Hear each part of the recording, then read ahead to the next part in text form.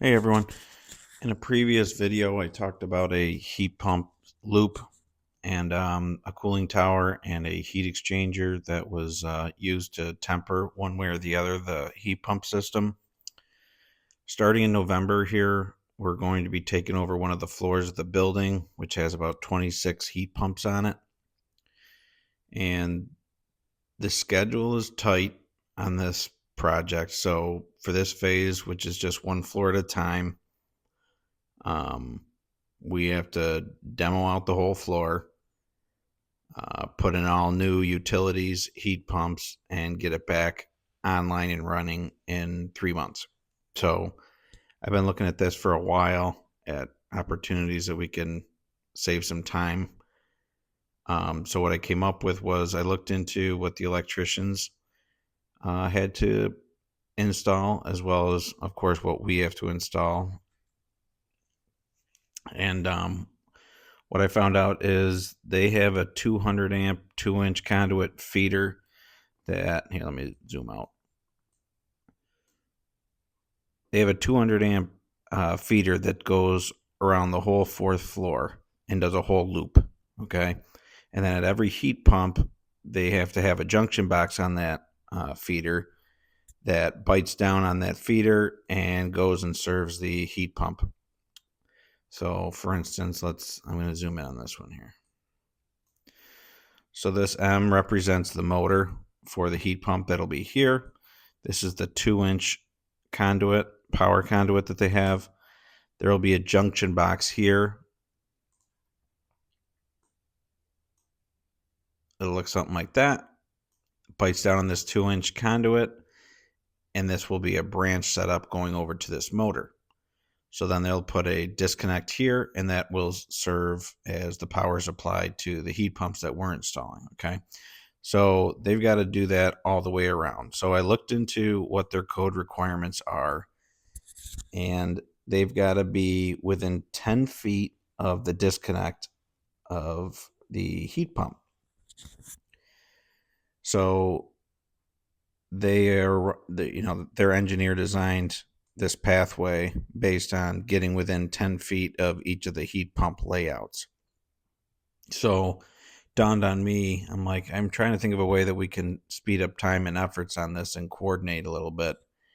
And what I'm going to propose tomorrow morning is us taking their power conduit, coming up with a new path.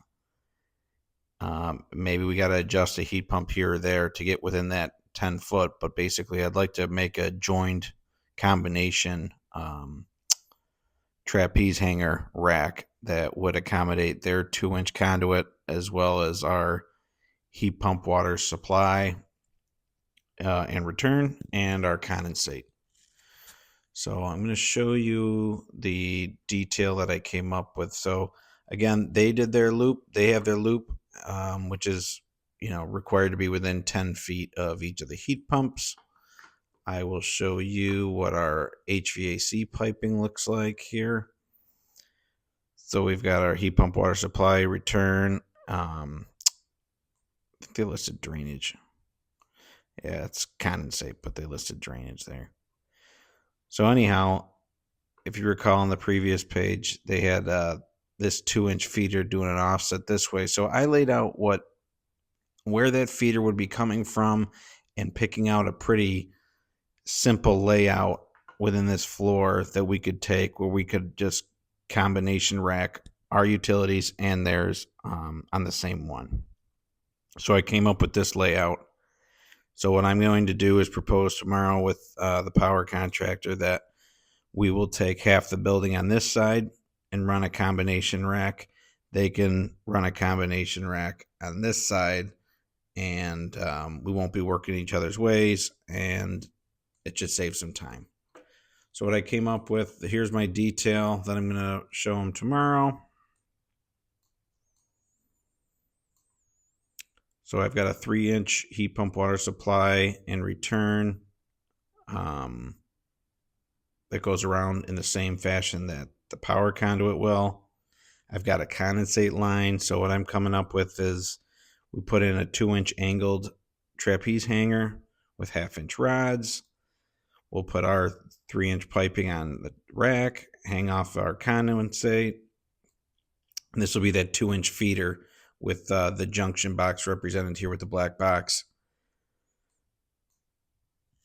that will serve the power to the heat pumps as well. But basically, I'm trying to make sure that we can be as efficient as possible on the install end for both parties here and just put these racks in. So I'm going to have that meeting again tomorrow with them. I'm going to propose it. So hopefully they're open to it, and I'll get started with fabrication in our shop.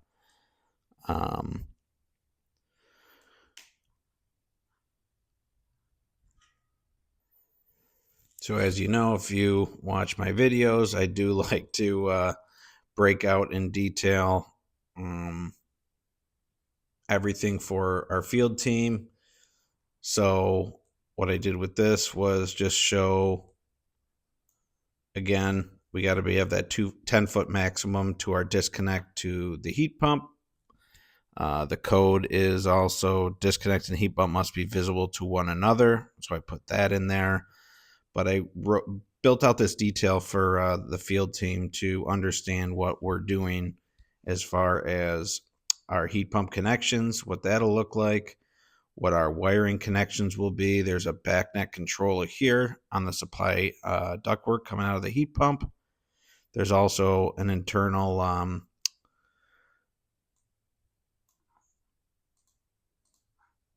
Microtech processor that comes with the heat pump, which has a terminal board here. And so I really try to dig down into the weeds here for not only my group, but the power contractor, controls contractor, and try to incorporate it all into one document here. And I will draw all of these wires, where they land and where they are going.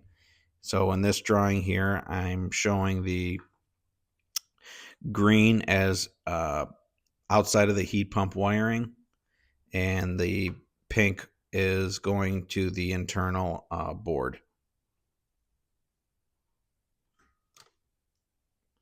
So this project has on the controls end, it's got quite a bit of work on it. So everything will be between that backnet controller here and our processor here. And then we have this 18.2 COM wire that goes in and out and daisy chains throughout the whole floor, which brings it back to the backnet master for overall graphics. But there are quite a few points here that they are controlling as a part of this.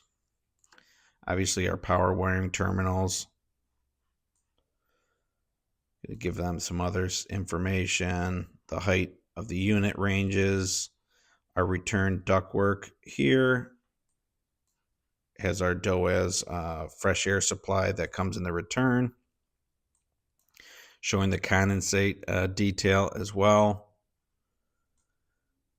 So I'm really trying to cover the bases as best I can for any issues coming down the line, that they can just make sure everything's terminated properly, everything's piped according to what it needs to, and that it all makes sense ahead of startup so that can go as smooth as possible. But like I said, again, I got a meeting with our power contractor on site, really going to try to push this combination rack to help us out with the schedule for this project. If you have any questions or suggestions about this video, I am all ears. Thank you for watching.